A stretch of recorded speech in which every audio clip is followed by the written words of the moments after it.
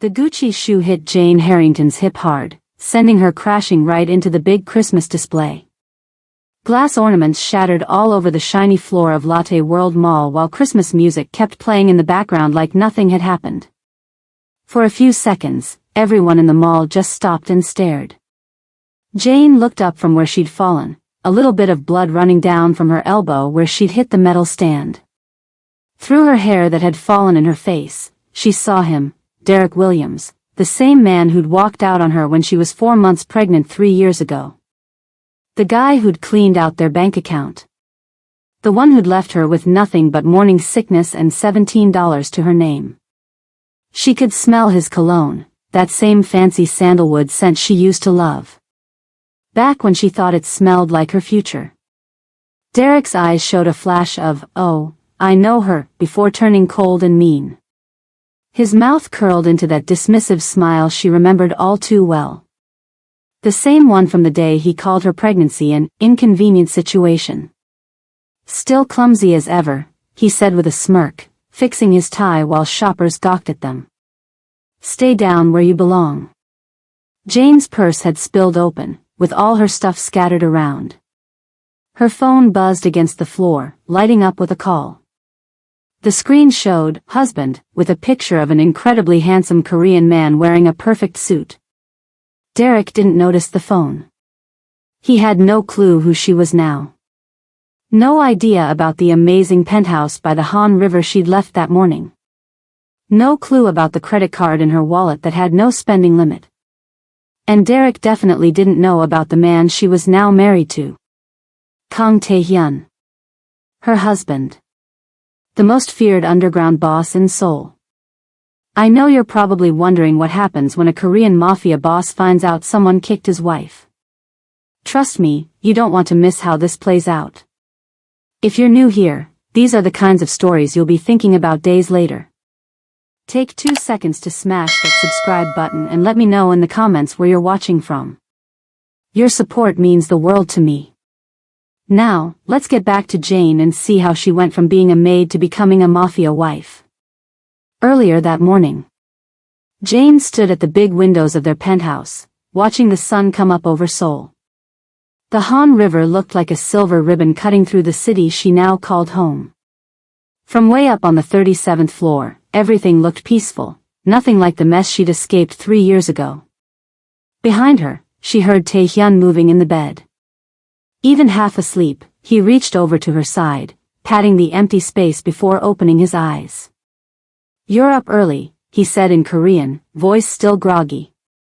Jane smiled as she turned to look at him. "Christmas shopping," she answered in Korean too, though you could still hear a bit of Atlanta in her words. "I want to get something for Mrs. Kim. She's been teaching me how to make real kimchi." Tae-hyun sat up, the silk sheets falling to his waist, showing the dragon tattoo that wrapped around his shoulder and part of his chest. His dark hair was all messed up, making him look younger than 35. "Take Sung-ho and Jin-woo with you," he said, suddenly sounding more awake and more like the boss he was. Jane sighed. "Not this again. Baby, I don't need bodyguards just to go Christmas shopping at the mall." Tae-hyun's jaw got tight. "We've talked about this. You don't leave this apartment without security. That's final." "But..." Jane. Just her name, but it said everything. This wasn't just her husband talking, this was Kang Tae-hyun, the man who ran half the underground business in Seoul. The man whose enemies would do anything to find his weak spot. And she was that weak spot. She walked over and sat on the edge of their huge bed, running her fingers through his hair. I know. It's to keep me safe." His face softened as he took her hand and kissed her palm. "I'd burn this whole city down if something happened to you." The scary part? Jane knew he wasn't exaggerating. Not even a little bit. "Fine. Sung-ho and Jin-woo can come. But tell them to back off a little this time. Last week, they scared some poor old lady who just wanted directions." That poor old lady could have been working for the Choi family, Tae-hyun muttered, but he was almost smiling. They'll stay 20 steps back. Deal? Deal, Jane agreed, leaning down for a quick kiss. But Taehyun had other plans. His hand slid around the back of her neck, making the kiss deeper as he pulled her closer. When they finally stopped, Jane's heart was racing. You don't fight fair, she whispered. I fight to win. His dark eyes sparkled with mischief and something more possessive. Be home by 6. We're having dinner at Mingle's. The fancy place with all the stars? What's the special occasion?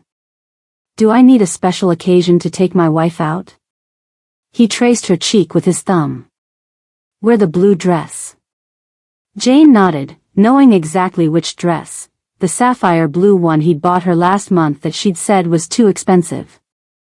Taehyun never really understood why she felt weird about expensive stuff. How could he? He'd grown up rich before building his own empire. He didn't know what it was like to count pennies for bread. To clean other people's bathrooms.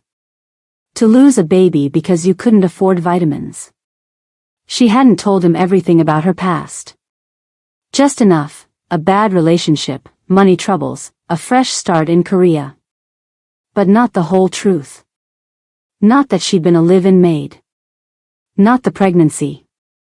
Not the baby she'd lost in a charity hospital, all alone and terrified. Some hurts were still too fresh to share, even with him. 3 hours later, Jane walked through Lotte World Mall with shopping bags in her hands, her boots clicking on the marble floor. Christmas decorations were everywhere, gold and silver ornaments, twinkling lights, fake snow that made her smile despite the memories it brought back. Like she promised, Sung-ho and Jin-woo kept their distance, though their eyes were always scanning the crowd. Both guys wore nice suits that hid their guns, looking more like businessmen than bodyguards. Jane had gotten used to having them around, even liked them, though she still thought they weren't necessary. She was nobody special. Just an English teacher who happened to marry well. Who would care about her? Jane stepped into a fancy jewelry store, thinking about getting a watch for Taehyun. Money wasn't a problem, her card had no limit, but finding something meaningful for a man who could buy anything he wanted was hard. Can I help you find something special? The saleswoman asked in careful English when she saw Jane. Just looking around for now, Jane replied in Korean, enjoying the little surprised look on the woman's face. That's when she felt it, the feeling of someone watching her. A chill ran down her spine. Jane turned and looked through the store's glass front. And there he was. Derek Williams, standing by a Valentino display across the way, looking exactly the same as he had 3 years ago. Same confident stance. Same perfect suit. Same predatory smile that used to make her heart flutter but now made her feel sick. He wasn't alone. A thin Asian woman hung on his arm, covered in designer labels and diamonds, looking at him with the same love-struck eyes Jane once had. The room seemed to tilt. Jane grabbed the glass counter to steady herself as black spots danced in her vision. Breathe, she told herself. Just breathe. But her lungs wouldn't listen. 3 years of carefully rebuilding her life, going to therapy, learning to trust again, all crumbling just from seeing him. Ma'am, are you okay? The saleswoman asked, sounding worried. Jane couldn't answer. Because Derek was looking right at her now, his face changing from confused to recognizing to something uglier. He whispered something to the woman beside him and started walking toward the jewelry store. Behind Jane, Sung-ho and Jin-woo tensed up, sensing something was wrong even from a distance. But they stayed put. Taehyun's men were trained to watch first, only act when they had to. The store's door made a little chime as Derek walked in, the woman trailing behind him. His eyes locked with Jane's, cold and calculating. The smile that spread across his face wasn't friendly, it was the smile of someone who just spotted wounded prey. Is that really you? Derek's voice was exactly as she remembered, smooth talking but with something nasty underneath. My little maid playing dress up. My little maid playing dress up. Derek's words hung in the air like poison. Jane felt her throat tighten. The jewelry store suddenly seemed too small, too bright, the air too thin. She straightened her shoulders, fighting the urge to curl into herself the way she used to when he criticized her. Derek, she managed, her voice steadier than she felt.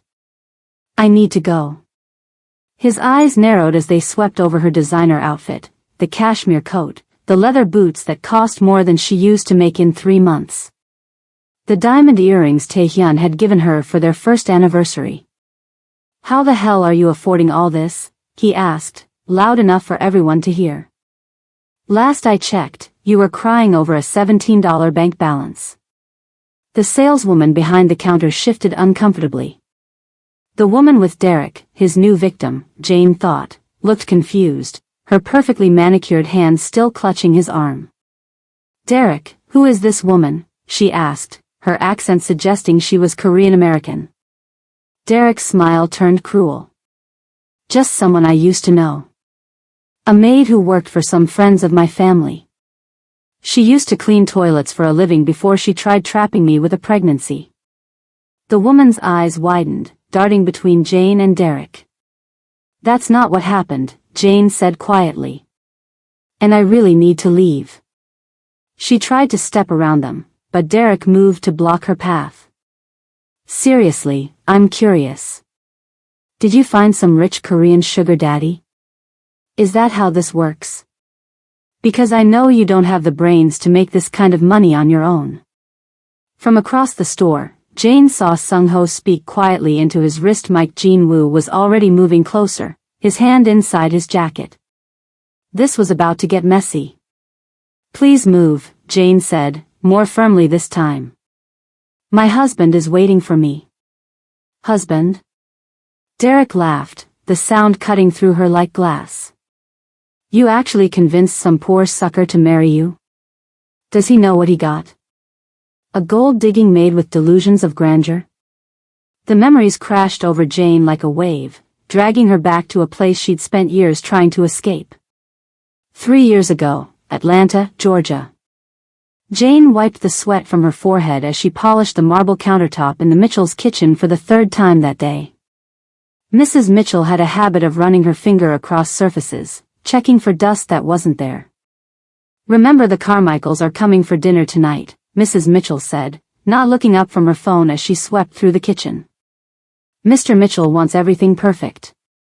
Yes, ma'am, Jane replied, keeping her tone respectful despite the exhaustion weighing down her bones. She'd been up since 5 a.m., had prepared breakfast, cleaned 3 bathrooms, done 4 loads of laundry, and was now prepping for a dinner party she would serve but never be invited to join. The Mitchells' 10,000 square foot Buckhead mansion required constant attention. As their live-in maid, Jane was always on call. The tiny basement apartment they provided barely fit a bed and dresser, but it was a roof over her head. The salary was meager, but it was steady. After growing up in foster care and putting herself through 2 years of community college before running out of money, steady was all Jane could hope for. And Jane? Mrs. Mitchell paused at the doorway. Wear the black uniform tonight, not the gray one. The Carmichaels are bringing their financial advisor, and he's single. Not that you have a chance, she added with a laugh, but we should at least try to make you presentable. Jane waited until Mrs. Mitchell left before letting her shoulders slump. She was 24 years old, and sometimes it felt like her entire life would be spent cleaning up after people who saw straight through her. That night, the Carmichaels arrived with their financial advisor, Derek Williams. Tall, confident, with a smile that transformed his handsome face, he was the kind of man who commanded attention the moment he walked into a room. Jane moved quietly among the guests, refilling wine glasses, collecting empty plates. Invisible, as usual. Until Derek spoke to her. Excuse me, he said, actually looking at her face when she approached with the wine. I noticed you have an Angela Davis book by your bag in the kitchen. Are you reading that? Jane froze, surprised anyone had noticed the book she'd been sneaking pages of during her short breaks. Yes, she admitted. I'm interested in social justice history. Impressive, he said, and the genuine respect in his voice made her heart skip. Most people go for easier reading. For the rest of the evening, Derek sought her out. Asked her opinion on books. Told her about his work. Treated her like a person, not part of the furniture. When the guests were leaving, he pressed a business card into her palm. I'd love to continue our conversation. Call me? Jane had stared at that card for 3 days before gathering the courage to call. Their first date was at a small coffee shop where Jane didn't have to worry about spending too much. Derek listened as she shared her dreams, finishing her education, maybe becoming a teacher someday. He seemed genuinely interested, unlike the few other men she'd dated who saw her job as something shameful. You're different, he told her, reaching for her hand across the table. Most women I meet just want to talk about themselves, their shopping, their drama. You have substance. 6 weeks later, when Derek suggested she move in with him, Jane hesitated. I can't contribute much to rent, she'd explained. The Mitchells don't pay well. Don't worry about it, he assured her. I'm doing fine. And anyway, why work as a maid when you could focus on your education? I can help you with that. It sounded too good to be true. A gorgeous, successful man who wanted to take care of her. Who saw beyond her uniform to the person inside. Jane gave her notice to the Mitchells, packed her few belongings, and moved into Derek's sleek midtown apartment, dizzy with happiness and hope. For a while, it was beautiful. Derek encouraged her to enroll in classes. He bought her clothes that made her feel pretty for the first time in her life. When he introduced her to his friends, he proudly told them she was studying to be a teacher, never mentioning her past as a maid. Jane got a part-time job at a bookstore to contribute something to their household, putting most of her earnings into a savings account.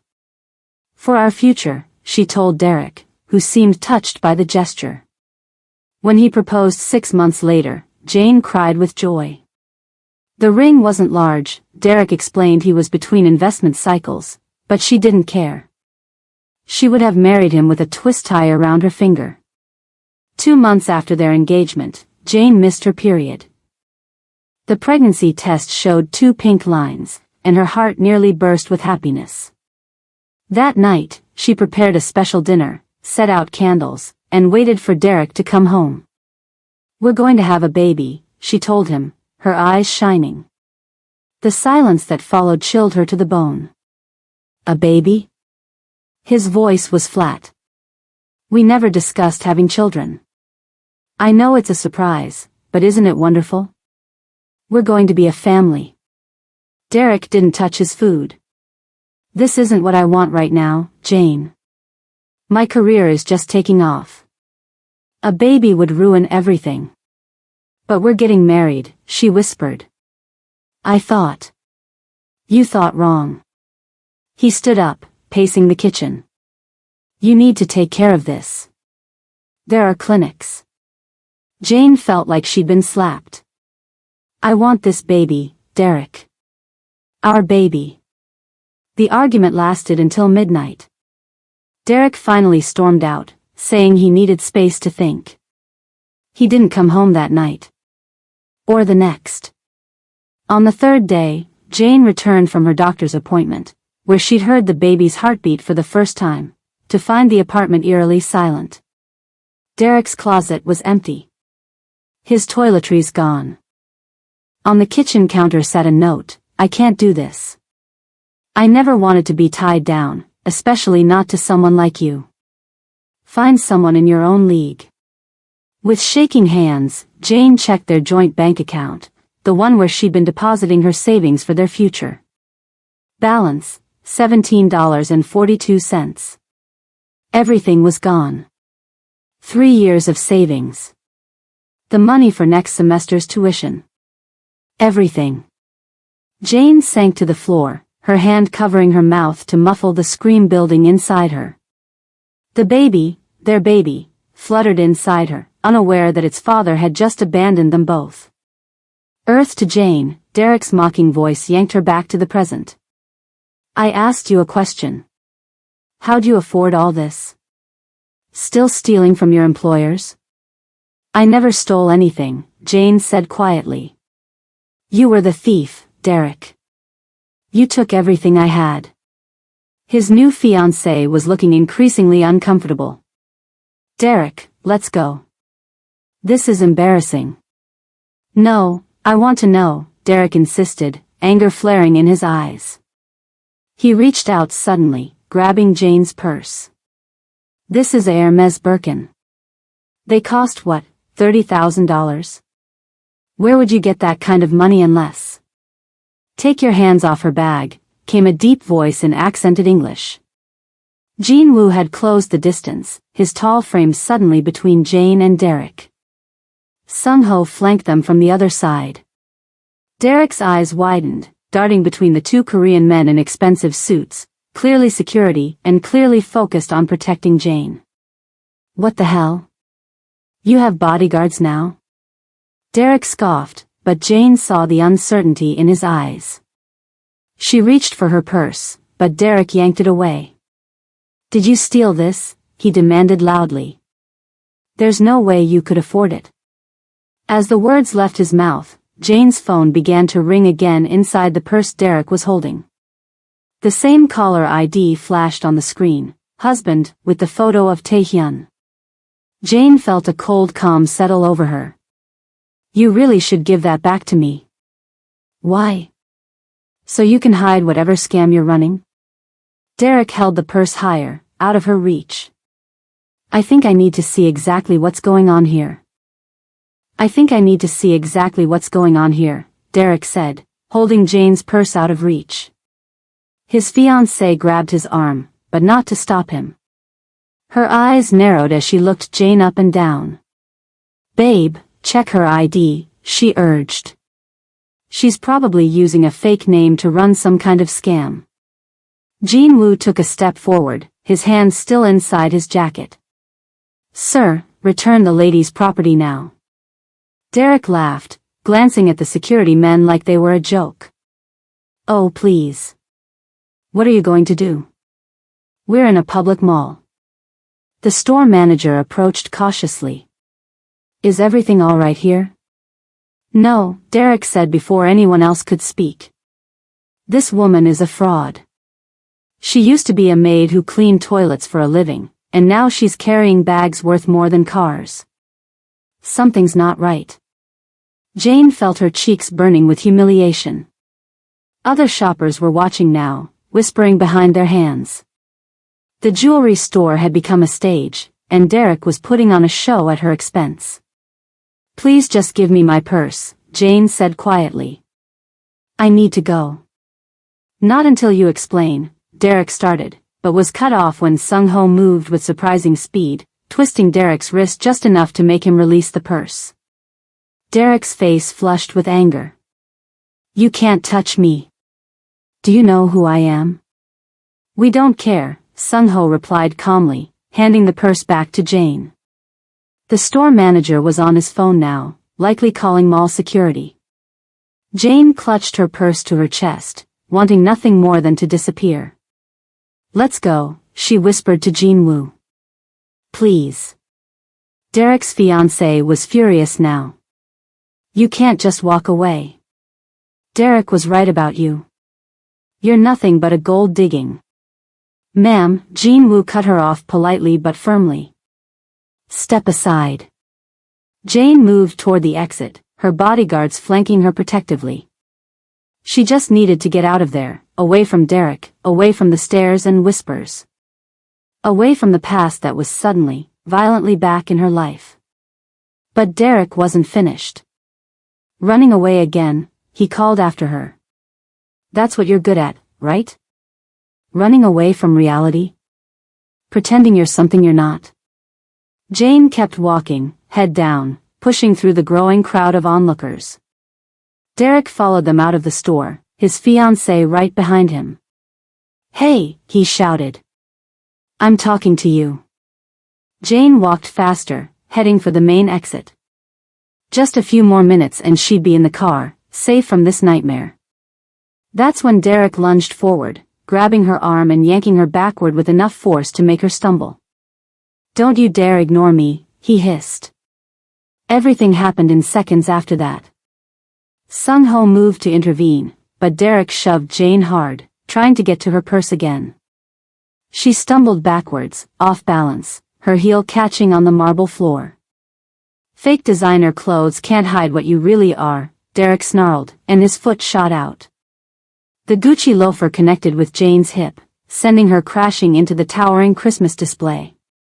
Glass ornaments shattered across the polished marble floor as holiday music continued to play cheerfully overhead. For 3 heartbeats, the entire luxury shopping center went silent. Jane looked up from the floor, a small trickle of blood making its way down her elbow where it had struck the metal display stand. Derek stood over her, momentarily stunned by his own actions. Then his face hardened again. "Still clumsy as ever? Stay down where you belong." Before he could say another word, both Jin-woo and Sung-ho had moved. Derek found himself face down on the ground, Jin-woo's knee in his back, Sung-ho speaking rapidly into his communication device. "What the hell?" Derek's fiancée screamed. "Get off him. She deserved it. She's nobody." Mall security officers were running toward them now, radios crackling. Shoppers had their phones out, recording everything. And through it all, Jane's phone kept ringing in her purse, the screen lighting up with Taehyun's call. With shaking hands, Jane finally answered. "Hello?" Her voice was barely audible. "Jane." Taehyun's voice was calm, too calm. Sung-ho triggered the emergency alert. "Are you hurt?" Jane looked at the blood on her elbow, at Derek still struggling on the ground, at the crowd gathering around them. "I'm okay," she whispered. "Just a small cut." "Who touched you?" The question was precise, measured, terrifying in its simplicity. Jane closed her eyes. "My ex Derek Williams." The silence on the other end lasted 3 seconds. When Taehyun spoke again, his voice had changed. Lower. Colder. "Tell me exactly who put their hands on you." 3 years earlier, Jane had hit rock bottom. After losing the baby, she'd spent 2 weeks in a fog of grief and pain. The apartment manager had given her 3 days to vacate after Derek stopped paying rent. She'd loaded her few belongings into her old Honda and started living out of it, parking in different Walmart lots each night. She showered at a gym where she'd managed to keep the cheapest membership. She washed her uniform in public laundromats. She tried to find work, but without a permanent address, options were limited. One particularly bad night, parked behind a closed restaurant, Jane had contemplated ending it all. She'd lost everything, her fiancé, her baby, her home, her dignity. What was left? But something inside her, stubborn, fierce, unwilling to let Derek win, kept her going. Jane found a women's shelter that helped her get back on her feet. She worked 3 jobs, morning shifts at a coffee shop, evening shifts at a bookstore, overnight cleaning at an office building. She slept maybe 4 hours a day. She saved every penny. One day, exhausted on her break at the bookstore, she'd picked up a travel magazine featuring South Korea. The images of Seoul, modern, vibrant, so far from Atlanta, had sparked something in her. A wild idea. A fresh start somewhere no one knew her story. She researched teaching English abroad. With her 2 years of community college and a TFL certification she scraped together money to obtain, she qualified for entry-level positions. 6 months of brutal work later, Jane had enough saved for a one-way ticket and first month's rent in Seoul. She'd applied to 20 teaching positions and received 3 offers. The one from Seoul International Academy paid the least but provided the most stability.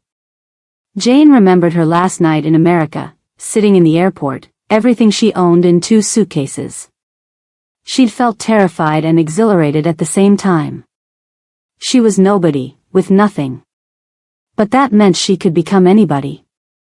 Flight KE-036 to Seoul now boarding, the announcement had called, and Jane had stood up, shoulders back, and walked toward her future. Tell me exactly who put their hands on you, Taehyun repeated, his voice deadly quiet. Jane watched as mall security pulled Derek to his feet. He was shouting about pressing charges, about lawsuits, about knowing important people. His name is Derek Williams, Jane said into the phone.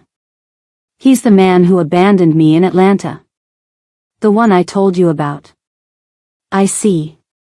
Two simple words that contained multitudes. Are you at Lotte World Mall? Yes, near the west entrance. I'll be there in 12 minutes. Do not leave with anyone but me. Put Jean Woo back on. Jane handed the phone to her bodyguard, who listened intently before nodding. Yes, sir. Understood. The mall's head of security approached, looking anxiously between Jane and Derek. Ma'am, sir, we need to sort this out. If you'll both come to the security office. That won't be necessary, Jean Woo interrupted smoothly. Mr. Kong is on his way. The security chief's face went pale at the name. Mr. Kong? Kong Taehyun? Jean Woo nodded once. Derek, still struggling against the security officer holding him, scoffed. Who the hell is Kong Taehyun? And why should I care? The mall security chief turned to Derek, his expression somewhere between pity and fear. Sir, please come with us quietly. This situation has just become complicated. Derek looked at Jane, confusion replacing some of his anger. What is going on? Who is this Kong person? Jane slowly got to her feet, wincing slightly at the pain in her hip. She met Derek's eyes steadily for the first time. He's my husband, she said quietly. And he's coming here now. The security office at Lotte World Mall wasn't much, just a small room with gray walls, a couple of desks, and some security monitors. Jane sat on a plastic chair while a mall medic cleaned the cut on her elbow. It's not deep, the woman said kindly. But we should still put a bandage on it. Jane barely heard her. Her mind was racing, her hands still shaking. Derek was in another security office down the hall. She could hear his voice occasionally, still loud, still demanding, still convinced he was the victim in all this. Sung-ho stood guard at the door while Jean Woo spoke quietly on his phone in the corner. Both men looked tense, and Jane knew why. Their primary job was to protect her, and they'd failed. In Taehyun's world, failure had consequences. It wasn't their fault, Jane said suddenly. Jean Woo looked up from his call. Please tell my husband it wasn't their fault. I walked away from them in the jewelry store. They couldn't have known Derek would be there. Jean Woo nodded once, then spoke into the phone in rapid Korean. The medic finished bandaging Jane's elbow and offered her a cup of water. The man who pushed you, you know him? Jane took a sip of water before answering. I used to.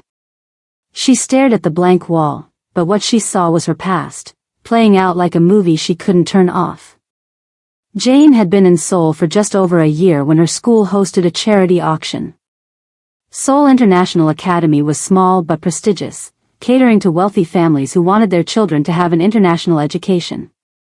As one of the English teachers, Jane was expected to attend the gala and help raise money for the school's scholarship program.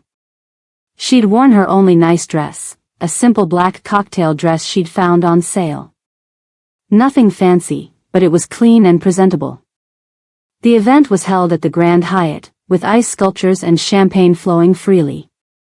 Jane felt out of place among Seoul's elite, but she smiled and did her job, explaining the school's mission to potential donors and encouraging them to bid generously. The headmaster had come up with the idea to auction off experiences with the teachers, a cooking class with the home economics teacher, a private astronomy viewing with the science teacher, and a traditional American dinner cooked by Jane.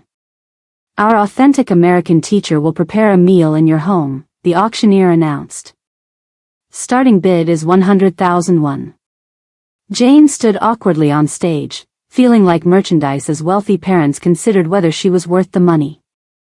The bidding started slowly, 150,000, 200,000, 300,000 Then a voice from the back called out, 1,000,001. The room had gone silent.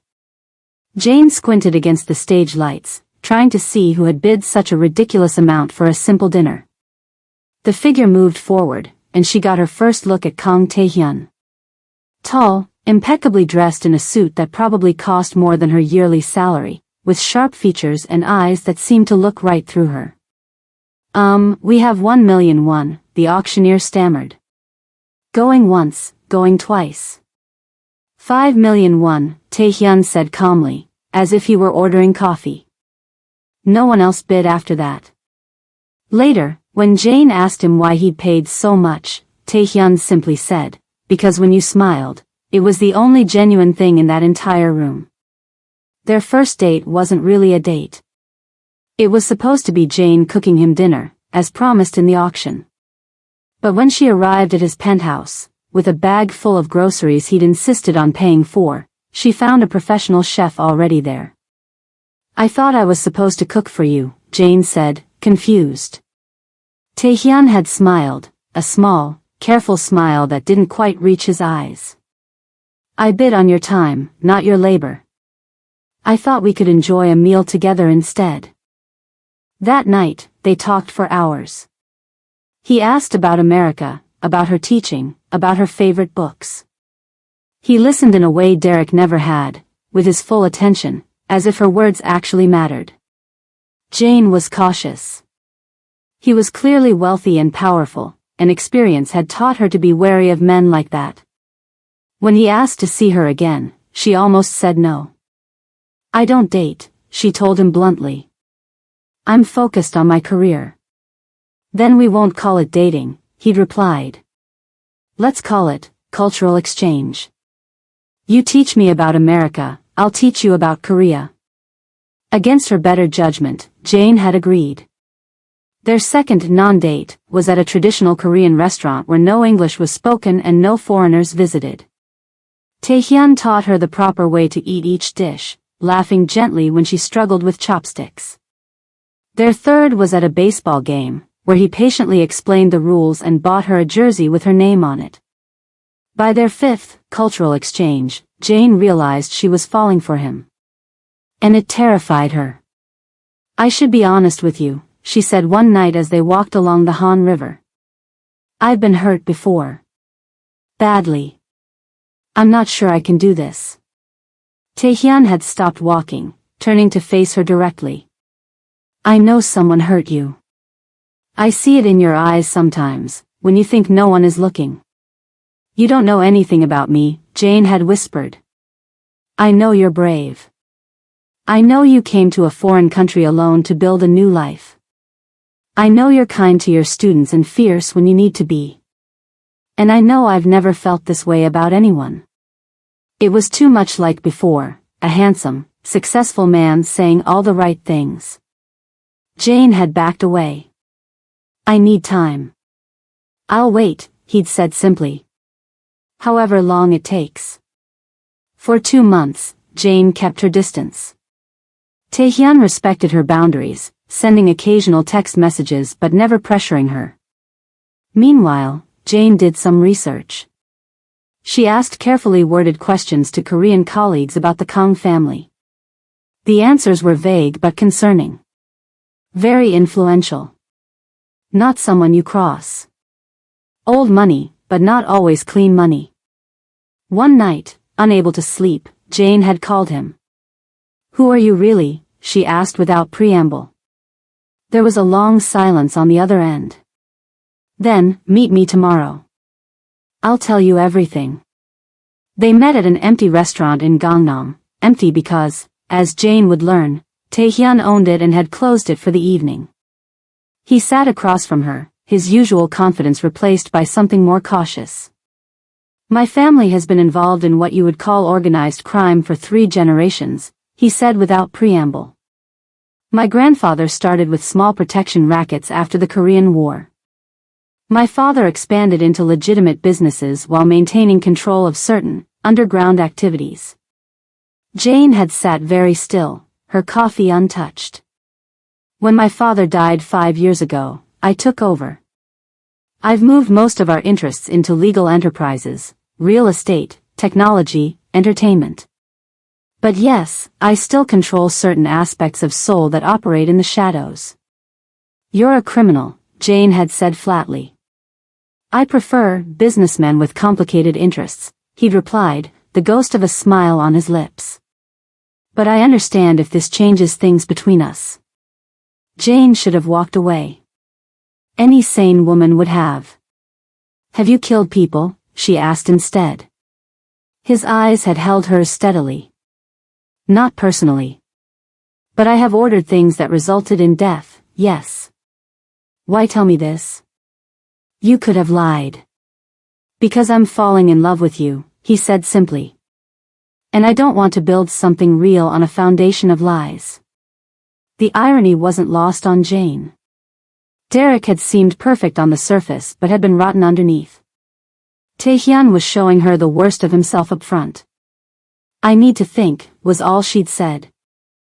A week later, Jane had shown up at his door. When he opened it, she'd simply said, I can handle complicated. What I can't handle is dishonesty. They were married 6 months later in a small civil ceremony. No family on either side, her because she had none, him because the family business was too complicated to explain to an American wife. Jane had moved into his penthouse overlooking the Han River. She continued teaching, ignoring the whispers that followed her once people realized who her husband was. Taehyun had insisted on the bodyguards immediately, Sung-ho and Jin-woo becoming constant shadows in her life. Her new world came with rules she never imagined having to learn. Never take the same route home twice in a row. Always let security check the car before getting in. No social media, ever. Never tell anyone the floor they lived on. But it also came with a love so fierce it sometimes took her breath away. Taehyun looked at her like she was a miracle. He respected her independence but protected her fiercely. He never questioned why she sometimes woke up crying from nightmares.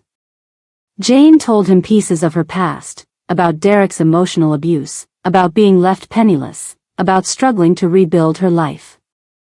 But she kept the deepest wound hidden, the baby she'd lost. Her failure to protect the tiny life growing inside her.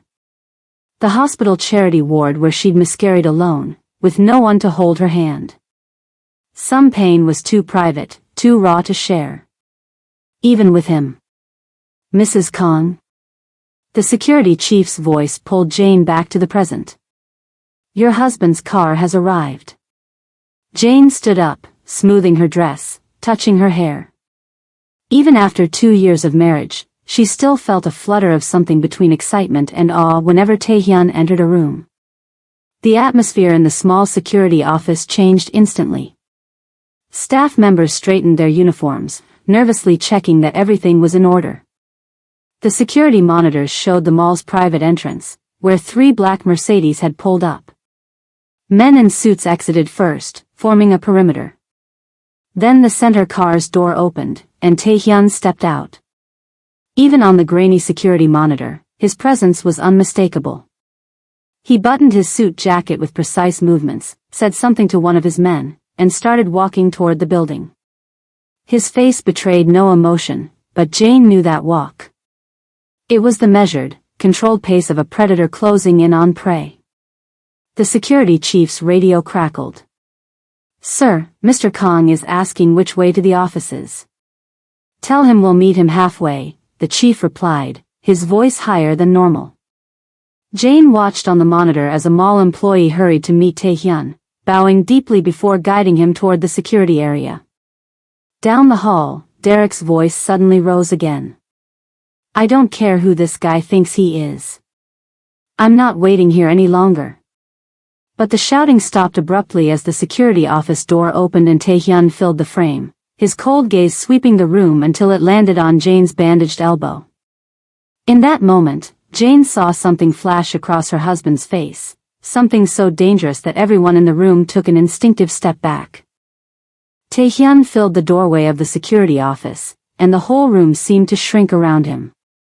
He wasn't particularly large, just average height with a lean build, but the energy coming off him made everyone step back.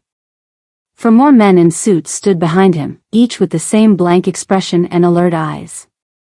Nobody spoke. Nobody moved. It was like everyone suddenly forgot how to breathe. Jane watched her husband scan the room, his face a perfect mask until his eyes landed on her bandaged elbow. That's when she saw it, a tiny muscle jumping in his jaw, the only sign that underneath his calm exterior, something violent was brewing. "Everyone out," Taehyun said quietly, not even raising his voice. The security staff practically tripped over themselves to leave. The mall medic grabbed her first aid kit and slipped past Taehyun with her head down, careful not to make eye contact. When the door closed, leaving just Jane, Taehyun, and their security team, her husband finally moved. In 3 long steps, he reached her, dropping to one knee in front of her chair. "Let me see," he said softly, gently taking her arm and examining the bandage. The tenderness in his touch was such a stark contrast to the cold fury in his eyes that Jane felt tears threatening. "It's just a scratch," she whispered. His fingers carefully traced around the bandage, then moved to her hip where Derek's kick had landed. "Here too?" Jane nodded. "It'll just bruise." "I'm okay, really." Taehyun's hand moved to cup her face, his thumb brushing away a tear she hadn't realized had fallen. In Korean, he asked, "Does it hurt anywhere else?" "No," she answered in the same language, knowing it comforted him when she spoke his mother tongue. From down the hall, they could hear Derek's voice rising again. "This is ridiculous. Do you know who I am? I'm the victim here. That woman's security attacked me." Taehyun's expression didn't change, but his eyes shifted toward the sound, and Jane felt a chill run down her spine. "That's him?" he asked. "Yes." He stood, adjusting his cuffs, a habit she knew meant he was controlling himself. "Wait here." "Taehyun, please," Jane caught his hand. "Let's just go home. He's not worth it." Her husband looked down at her, his expression softening slightly. "The man put his hands on my wife. He made you bleed." "I know, but..." "You're asking me to do nothing?" There was genuine confusion in his voice, as if she'd suggested something completely illogical, like ignoring a fire in their home. "I'm asking you not to make this bigger than it is. Please, for me." Taehyun crouched down again, bringing himself to eye level with her.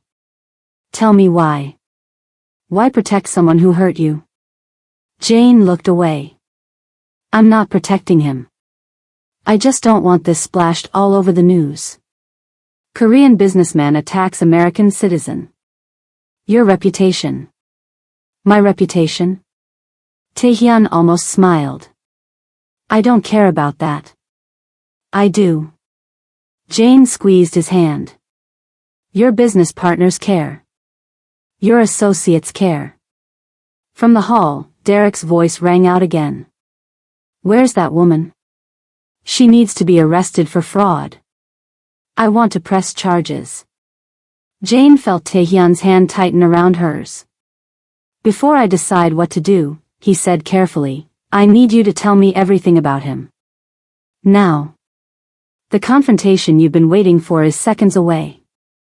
If you're feeling the tension right now, you're not alone. This is the kind of story that stays with you. Help me reach more people like you by hitting subscribe and turning on notifications. Drop a comment with your prediction about what Taehyun will do to Derek. Now, let's see what happens when a man who controls an entire city discovers someone hurt the one person he truly loves." Jane took a deep breath. She'd kept so much from him, thinking she was protecting herself from the pain of remembering. But maybe she'd just been hiding. "His name is Derek Williams," she began. "We met when I was working as a live-in maid for a wealthy family in Atlanta." Taehyun nodded. This part he knew. He was their financial advisor. He noticed me when no one else did. Talked to me like I was a person, not just the help. Jane's voice grew quieter. We started dating. 6 months later, he asked me to move in with him. I quit my job, enrolled in some college courses. He proposed after another 6 months. Jane paused, the hardest part coming next. Then I got pregnant. Taehyun's expression didn't change, but his hand tightened slightly around hers. I was so happy, Jane continued, her voice barely above a whisper. I thought we'd be a family. I was 4 months along when I told him. And he left, Taehyun supplied, filling in what he thought was the ending. Jane shook her head. Not right away. First, he tried to convince me to take care of it.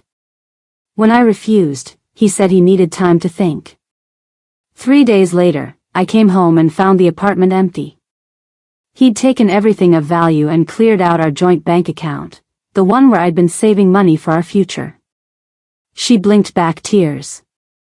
I had $17 left to my name. I was 4 months pregnant, with no job, no savings, and rent due in a week. Taehyun's face was carved from stone. What happened next? This was the part she'd never shared with anyone in Korea. I lost our apartment. I lived in my car for a while. I tried to find work, but... She gestured down at herself. Who wants to hire a visibly pregnant woman with no fixed address? I couldn't afford proper food. I was stressed, exhausted, sleeping in Walmart parking lots. Jane closed her eyes, the memory still razor-sharp despite the years. 2 weeks after Derek left, I woke up bleeding. I drove myself to the emergency room. They put me in the charity ward. Her voice broke. I lost the baby. Our baby. I was all alone. No one to hold my hand. No one who cared. The tears came freely now, years of bottled grief pouring out. The worst part? For a split second when they told me the baby was gone, I felt relieved. Because how was I going to feed a child when I couldn't even feed myself? What kind of mother does that make me? Taehyun pulled her into his arms, cradling her against his chest as she cried. His hand stroked her hair, his touch infinitely gentle. It makes you human, he whispered against her hair. Just human. When she finally calmed, Taehyun pulled back just enough to look at her face. Why didn't you tell me before? Jane wiped her tears with the back of her hand. Because I was ashamed. Because it still hurts. Because I thought if I didn't talk about it, maybe I could pretend it never happened. And now? His eyes searched hers. Now he's here, and it's all back, and I can't pretend anymore. Taehyun was quiet for a long moment, still holding her. When he finally spoke, his voice was eerily calm. Let me understand this correctly. This man abandoned you when you were pregnant. Stole your savings. Left you homeless. Caused you to lose your child. And today, he physically assaulted you in public. Each sentence fell like a hammer. Jane couldn't respond, she just nodded. Taehyun stood slowly, his movements deliberate and controlled. Too controlled. Sung-ho, he said without turning around. Find out everything about Derek Williams. Where he's staying in Seoul. Who he's with. Why he's here. Everything. Sung-ho bowed slightly. Already in progress, sir. Min-jun is sending the information now. Jane watched her husband straighten his tie, button his jacket, and transform before her eyes. The tender man who had held her while she cried disappeared, replaced by someone colder, harder, the man his enemies feared. Taehyun, she said softly. What are you going to do? He turned to her, his expression unreadable. Nothing illegal. That doesn't answer my question. I know. He leaned down and pressed a kiss to her forehead, his lips lingering for a moment. Wait here. This won't take long. The security room where Derek was being held wasn't much different from the one Jane was in, just another small, gray-walled space with uncomfortable chairs and fluorescent lighting that made everyone look sickly. Derek paced back and forth like a caged animal, while his fiancée sat in a corner chair, scrolling through her phone. A single mall security guard stood by the door, looking increasingly uncomfortable with the situation. When Taehyun entered, the security guard immediately stepped aside, head bowed slightly. Derek, however, barely glanced up. Finally, he snapped. Someone with actual authority. I want to press charges against that woman and her thugs. They assaulted me in a public place, and I have witnesses. Taehyun said nothing, just closed the door behind him. Two of his men followed him in, positioning themselves on either side of the door. One carried a tablet, his fingers moving rapidly across the screen. Derek looked Taehyun up and down, taking in the perfect tailoring of his suit, the subtle Rolex on his wrist, the handmade Italian shoes. His expression shifted from annoyance to something more calculating. Look, Derek said, his tones suddenly more reasonable, businessman to businessman. I don't know what that woman told you, but she's a con artist. I know her from the States. She used to be a maid, cleaned toilets for a living, and now she's walking around with designer bags? Something's not right. Taehyun remained silent, his face unreadable as he studied Derek. Are you security? Mall management? Derek pressed. Because I need to speak to someone in charge. The corner of Taehyun's mouth twitched slightly. I am someone in charge. Derek's fiancée finally looked up from her phone, her eyes narrowing as she assessed Taehyun. Unlike Derek, she seemed to sense something dangerous about the man standing before them. Derek, she said quietly. Maybe we should just go. Derek waved her off. Not until this is handled properly. That woman made a scene, embarrassed us in public, and her bodyguards assaulted me. I'm not letting this go. The woman you're referring to, Taehyun finally said, his English perfect but carrying a slight accent, is Jane Harrington. I know who she is, Derek scoffed. Like I said, she used to clean houses back in Atlanta. Now she's playing dress up in Gangnam like she belongs here. Taehyun's expression didn't change, but the temperature in the room seemed to drop 10 degrees. Her name, he said quietly, is Jane Kong. And she is my wife. Derek froze mid-pace. You're, what? My wife. Taehyun adjusted his cuffs, a small, deliberate movement. The woman you kicked. The one you made bleed. She belongs to me. Derek's face went through a rapid series of expressions, shock, disbelief, then an attempt at recovery. Look, there's clearly been a misunderstanding. I didn't know she was married, especially not to someone, like you. His eyes darted to the men standing by the door, then back to Taehyun. We have history, Jane and I. It's complicated. Not complicated, Taehyun corrected. Simple. You abandoned her when she was pregnant with your child. You stole her money. You left her homeless. The fiancée gasped, her hand flying to her mouth. Derek? Derek shot her an irritated look before turning back to Taehyun. She told you that? It's not true. She's always been dramatic, making herself the victim. There was never any baby. She lost the child, Taehyun cut him off, his voice deadly quiet.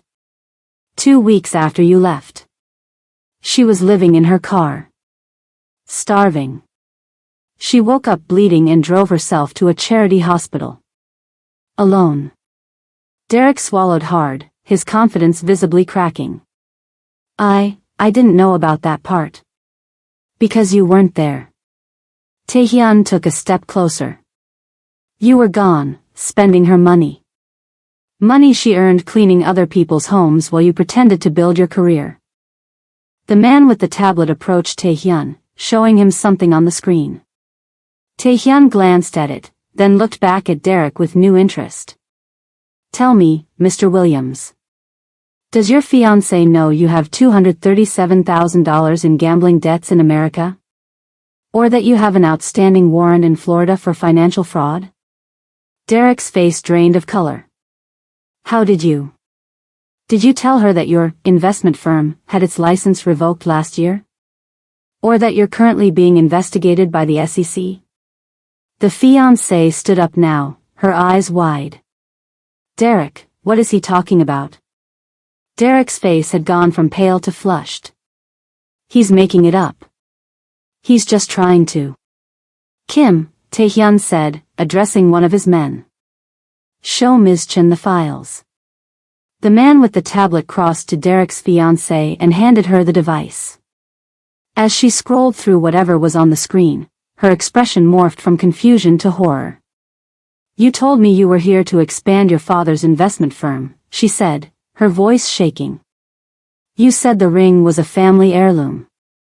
Mina, baby, don't listen to them. The ring is a fake, Taehyun said calmly. The diamond is cubic zirconia.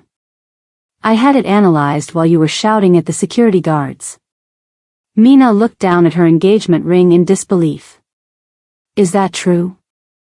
Derek's desperate gaze bounced between Taehyun and Mina. This is crazy.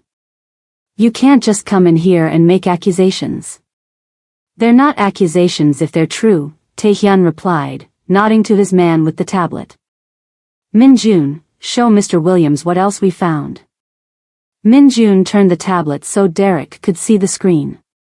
Derek's face went from red to ashen as he scrolled through whatever was displayed there. How did you get my bank statements? He whispered. Those are private. Nothing is private from me. Taehyun's voice remained even.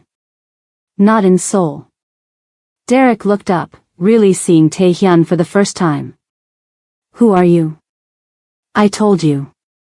I'm Jane's husband. But who are you? Derek's voice rose in panic. How can you access all this? How do you know these things? Mina had removed the ring from her finger and placed it on the table with disgust. He's Kang Taehyun, she said, her voice cold. Even I know that name. Derek looked confused. Should I know it? If you had done any research before coming to Seoul, yes. Mina gathered her purse, her movements sharp with anger. The Kang family owns half of Gangnam. The other half pays them for protection. Protection?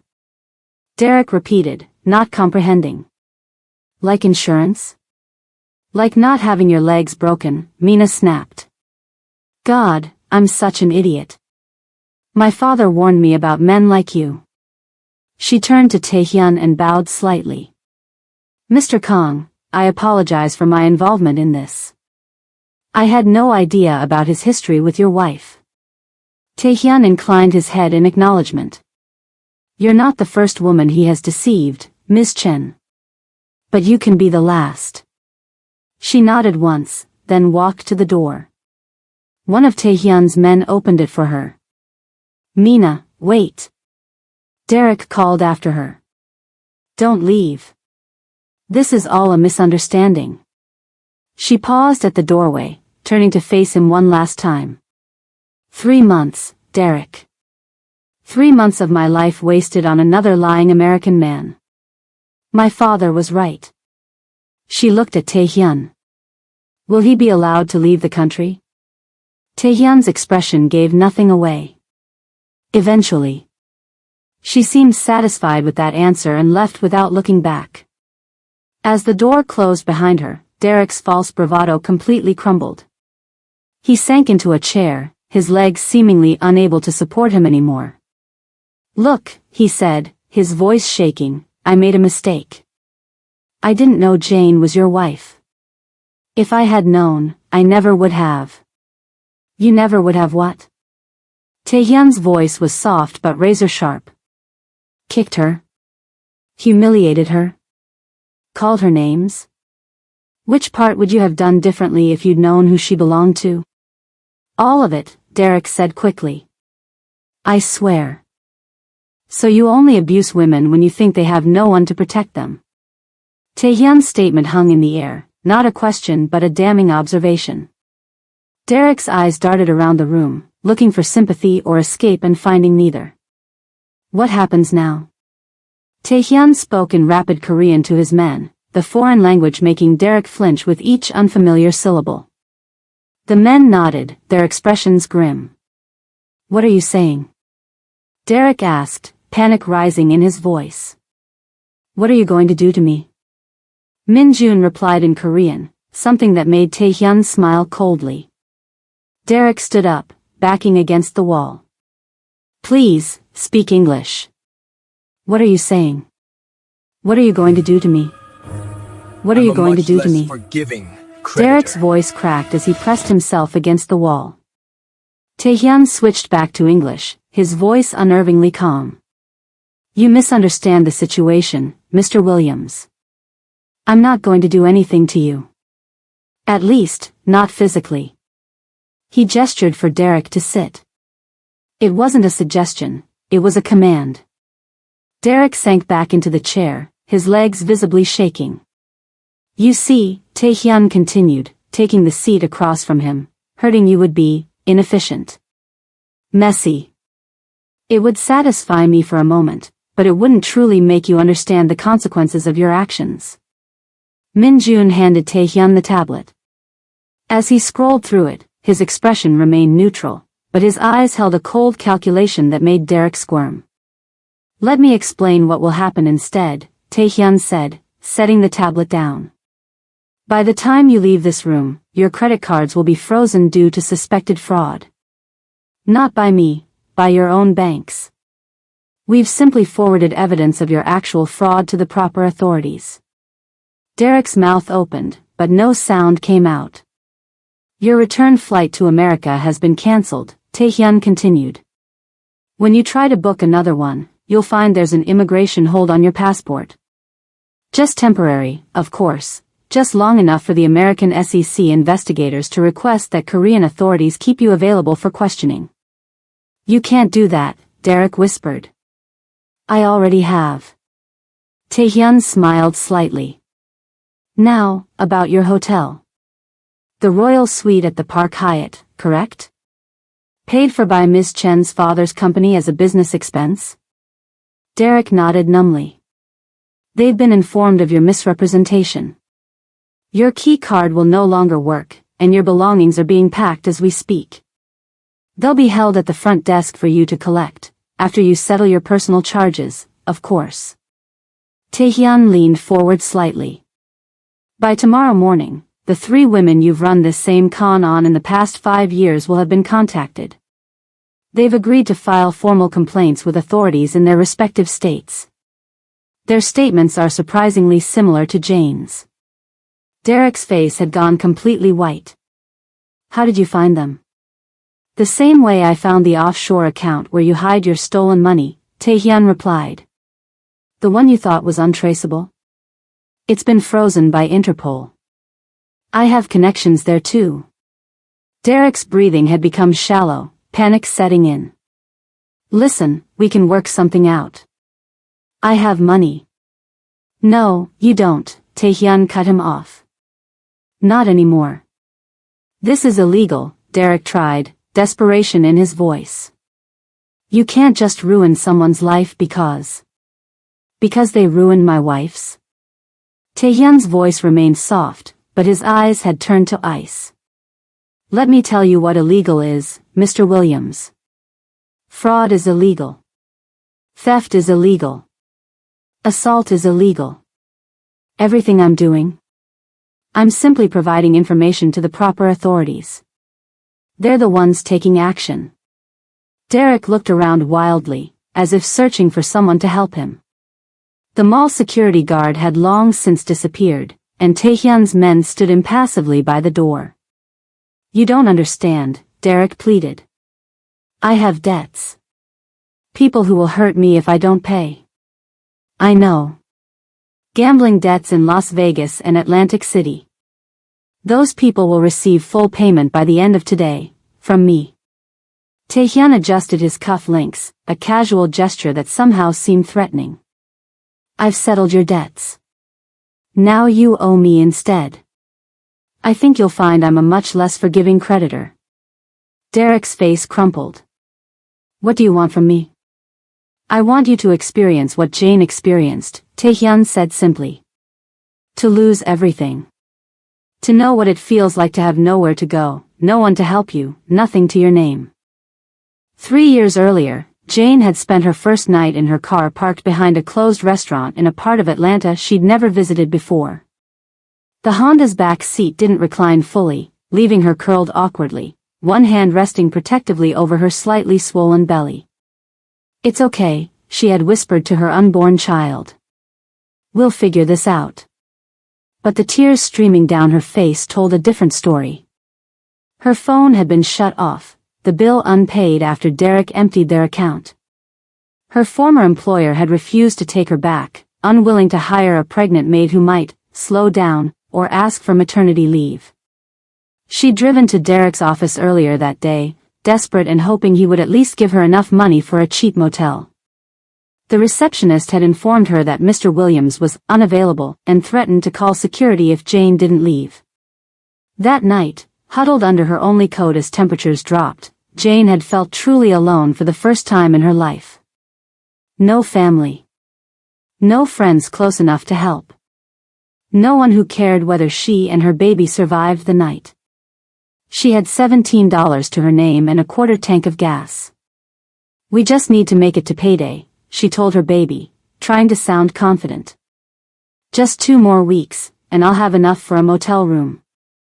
A real bed. Some good food for you. But even as she said it, Jane knew it was a lie. The cashier job she'd found paid minimum wage and barely offered enough hours to cover food, let alone shelter.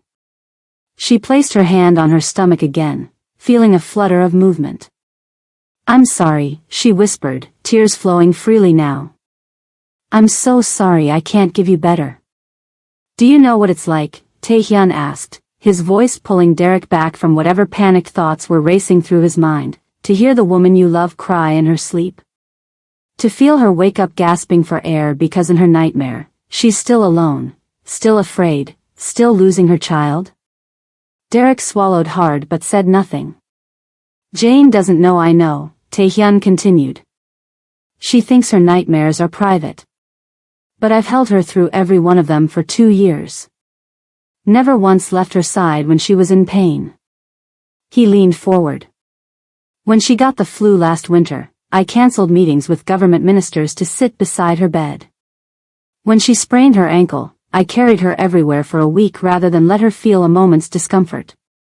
That's what men do when they love someone, Mr. Williams. They stay. The unspoken accusation hung heavy in the air. You ran. Please, Derek whispered, I can't lose everything. I'll do anything.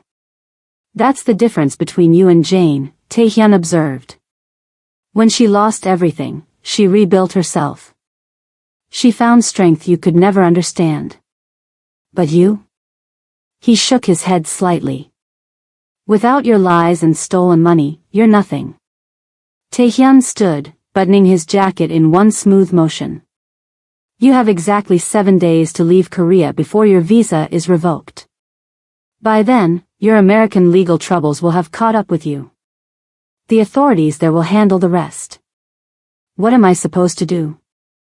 Derek asked, his voice hollow. Where am I supposed to go? That's not my concern. Taehyun turned toward the door. Jane figured it out with $17 and a broken heart. Let's see how you manage. As Taehyun reached for the door handle, Derek made one last desperate attempt. Wait. What about Jane? She wouldn't want this. She's not like you, she's kind, forgiving. Taehyun paused, something dangerous flashing in his eyes. You're right. She is kind. Too kind to wish this on you. He turned back to face Derek fully. That's why I'm doing it for her. Outside in the hallway, the mall security chief was pacing nervously, his radio crackling with urgent voices. When he saw Taehyun emerge, he hurried over. "Mr. Kang," he said, bowing slightly, "we've received calls from the police commissioner's office and the mayor's secretary. They're asking how you would like the situation handled. They say to assure you that discretion is their highest priority." Derek, still visible through the open doorway, stared in disbelief as the reality of Taehyun's influence finally sank in. "Tell them," Taehyun said calmly, "that everything is under control. But I would appreciate if Mr. Williams' visa situation could be expedited. He'll be leaving our country very soon." The ride home from the mall was quiet. Jane sat in the back of the Mercedes with Taehyun, her head resting on his shoulder as Seoul's evening lights blurred past the tinted windows. His arm wrapped protectively around her, his hand gently stroking her hair. Neither of them spoke. They didn't need to. When they reached their penthouse, Taehyun dismissed the staff with a few quiet words in Korean. He helped Jane remove her coat, his fingers lingering on her shoulders. "Bath or shower?" he asked softly. "Bath," Jane replied, suddenly aware of how exhausted she felt. "My hip hurts more than I thought." Without another word, Taehyun led her to their master bathroom, a space larger than her entire apartment back in Atlanta. He turned on the faucet, adding lavender bath salts that filled the room with a calming scent, then helped her undress with a gentleness that brought tears to her eyes. "I can do it myself," she protested weakly. "I know you can," he replied, carefully avoiding the bruise already forming on her hip. "But you don't have to." When the bath was ready, he helped her in, then surprised her by rolling up his sleeves and sitting on the edge of the tub. He reached for the soft sponge and began washing her back in slow, careful circles. "You're still wearing your suit," Jane pointed out. Taehyun shrugged. "It's just fabric." As he continued his gentle ministrations, Jane finally asked the question she'd been holding back. "What did you do to him?" Taehyun's hand paused for just a moment before resuming. "Nothing physical, if that's what you're worried about." "That's not an answer." He sighed, dipping the sponge in the warm water again. "I made sure he experiences some of what you experienced. Loss. Uncertainty. Fear about the future." His fiancé? She left on her own after learning the truth about him. He's been running the same con on other women. She was just the latest. Jane closed her eyes, letting that information sink in. "So I wasn't special. Just another victim." Taehyun's free hand came up to cup her cheek. "No. You were the one who survived. The one who rebuilt herself. The one who found me."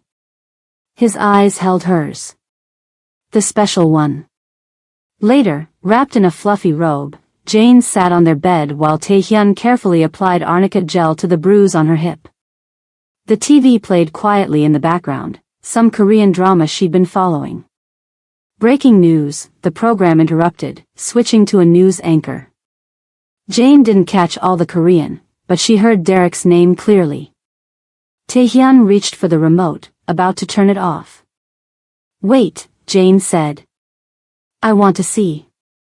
The news showed Derek being escorted out of the Park Hyatt Hotel, his luggage piled beside him as he argued with the staff.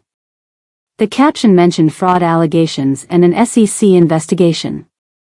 "That was fast," Jane murmured. "I have connections," Taehyun said simply, his eyes on her face rather than the screen. "How does it make you feel? Seeing him like that?" Jane considered the question, surprised by her own answer. "Sad. Not for him, exactly. Just sad that this is how things turned out. That he's the kind of person who would do what he did. That I couldn't see it. You can't blame yourself for his actions. I know that. Logically, I know that." Jane pulled the robe tighter around herself. "But there's still this voice in my head that asks if I could have prevented it somehow. If I had been smarter, or more careful, or less trusting. The same voice that blames you for losing the baby?" Taehyun asked gently. Jane's breath caught in her throat. Yes. Taehyun moved to sit beside her, taking her hands in his. Tell me about our child. The word struck Jane like a physical blow. Our child. Not your child. Not the baby. Our child. I was 4 months along, she began, her voice barely above a whisper. Far enough that I'd heard the heartbeat. The doctor said everything looked healthy at my checkup, just a week before Derek left. Taehyun nodded, encouraging her to continue. It was a girl. I found out when they told me she was gone. Jane's voice cracked. I never even got to name her. We can name her now, Taehyun said softly. If you want to. Jane looked at him through tears. We? She would have been my stepdaughter, he said, his voice thick with emotion. I would have loved her as my own. A sob escaped Jane's throat, not of pain but of release, of finally sharing this burden she'd carried alone for so long. I always thought, she managed between tears, if she had been a girl, I would have named her Grace. Grace, Taehyun repeated, the name gentle on his lips. It's beautiful. I have nothing of hers, Jane confessed. No ultrasound picture. Nothing to remember her by. When I came to Korea, I was trying to forget everything, including her. What kind of mother does that make me?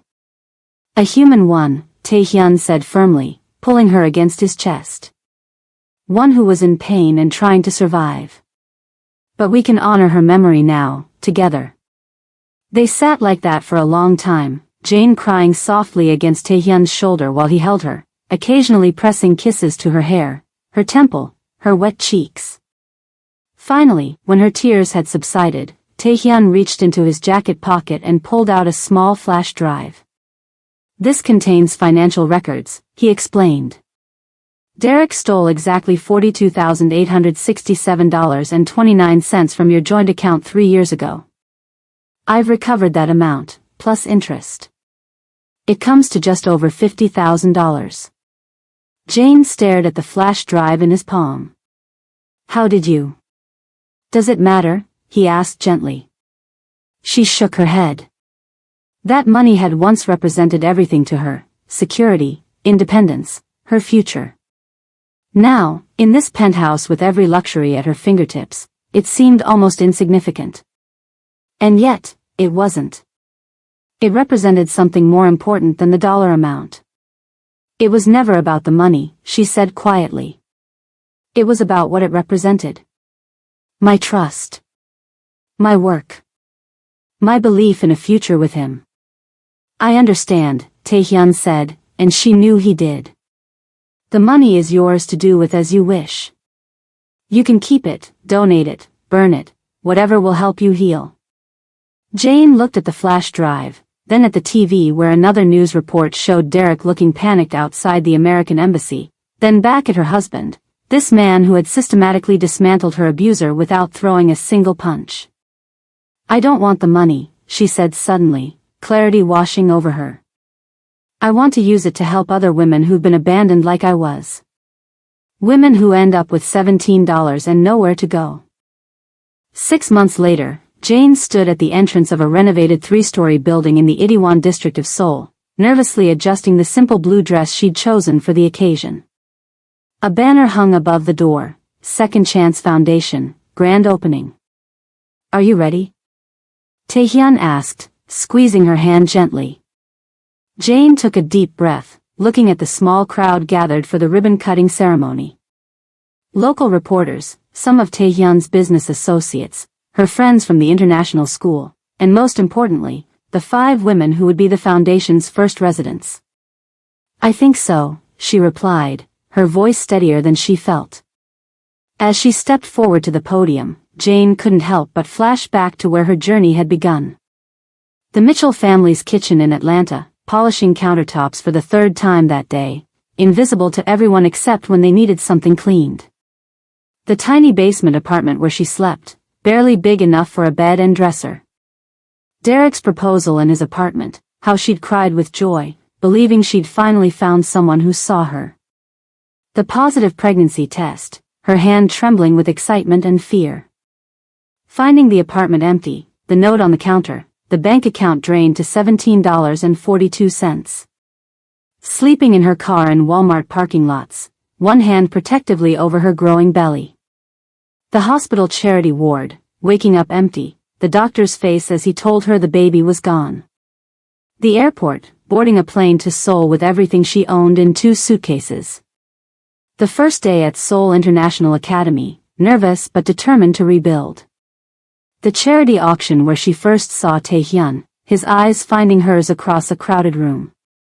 Their wedding day, simple and perfect, just the two of them making promises they both intended to keep. And finally, the mall 6 months ago, Derek's foot connecting with her hip, the moment when her past and present collided, the moment that had led her here. "Thank you all for coming," Jane began, her voice carrying across the small crowd. The Second Chance Foundation was born from personal experience. 3 years ago, I found myself pregnant, abandoned, and homeless with just $17 to my name. She paused, no longer ashamed to share her story.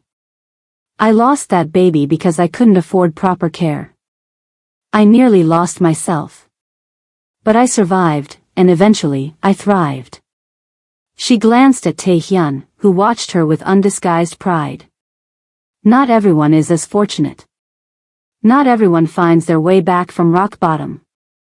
That's why this foundation exists. Jane gestured to the building behind her. "Inside, we have housing for 12 women who have been financially abused by partners. We offer temporary shelter, legal support, job training, and most importantly, a community that understands what they're going through." One of the women waiting to move in wiped tears from her eyes. She was visibly pregnant, maybe 6 months along, and Jane had personally interviewed her for the program. Min Seo had been abandoned by her American boyfriend when she told him about the baby. The parallels weren't lost on Jane. "Every woman deserves a second chance," Jane continued. "And sometimes, all it takes is someone believing in them until they can believe in themselves again." After the ceremony, Jane gave tours of the facility. The first floor housed offices, a communal kitchen, and classroom spaces for job training. The upper floors contained small but comfortable apartments where women could stay for up to 6 months while rebuilding their lives. Taehyun had insisted on funding the best of everything: new appliances, comfortable furniture, even a small playground in the back for women with children. But Jane had kept things simple and practical, remembering what she'd needed most during her own crisis.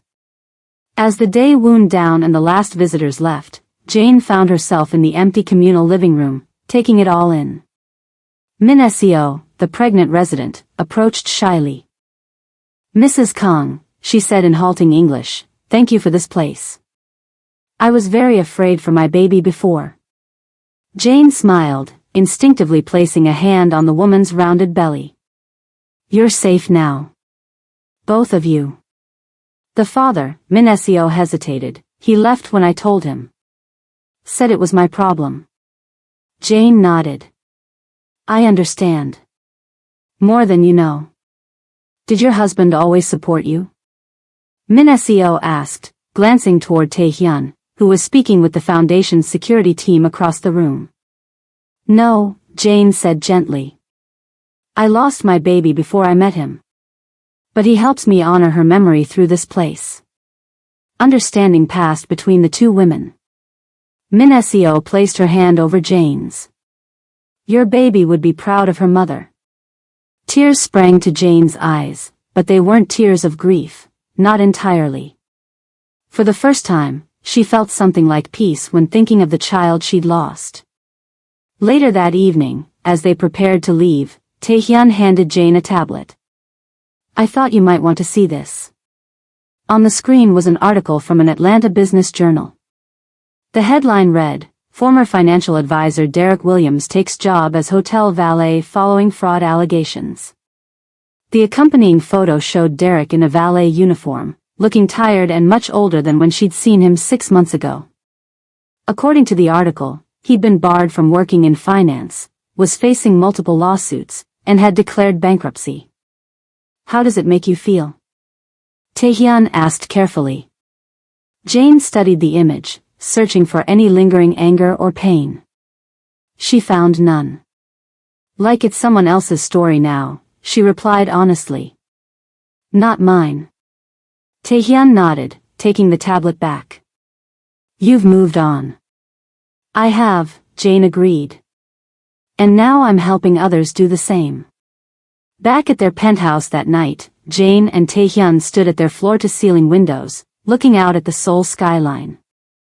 The Han River reflected the city lights like a mirror, beautiful and peaceful. Jane leaned back against Taehyun's chest, his arms wrapped around her waist. Thank you, she said softly, for helping me turn my pain into purpose. Taehyun kissed the top of her head. You did that yourself. I just removed the obstacles. Jane touched the necklace at her throat, a delicate gold phoenix pendant Taehyun had given her on the day she first shared her idea for the foundation. From ashes, he had said when he fastened it around her neck. Now, as they stood looking out at the city that had given her a second chance, Jane felt the truth of those words. She had risen from the ashes of her past. Not unscathed, not unchanged, but stronger. Purposeful. Whole. And that's how Jane's story came full circle, from abandoned and broken to finding not just love and security, but purpose and meaning. Stories like this remind us that our lowest moments don't define us, and sometimes the people who hurt us most become the catalyst for our greatest transformations. If this story touched you, I'd be honored if you'd subscribe to hear more powerful narratives like Jane's. Your support means everything and allows me to keep bringing these stories to life. Smash that subscribe button, turn on notifications, and let me know in the comments where you're watching from and what story you'd like to hear next. Until next time, remember that sometimes the best revenge isn't about destruction, it's about building something beautiful from the ashes of what was lost. The night of the foundation's opening, long after they'd returned home, Jane and Taehyun lay in bed, talking quietly about the day's events. I saw how you looked at Minesio, Taehyun said gently. At her baby. Jane was quiet for a moment. I was thinking about Grace. About what she might have been like. Taehyun pulled her closer. Would you ever want to try again? For children of our own? Jane turned to face him, surprised by the question. You've never mentioned wanting children before. I never thought about it until I met you, he admitted. Until I saw how much love you have to give. Jane thought about the women at the foundation, about Minesio's baby who would now have a safe start in life. About the child she'd lost and the future she might still have. Yes, she said finally. I think I would.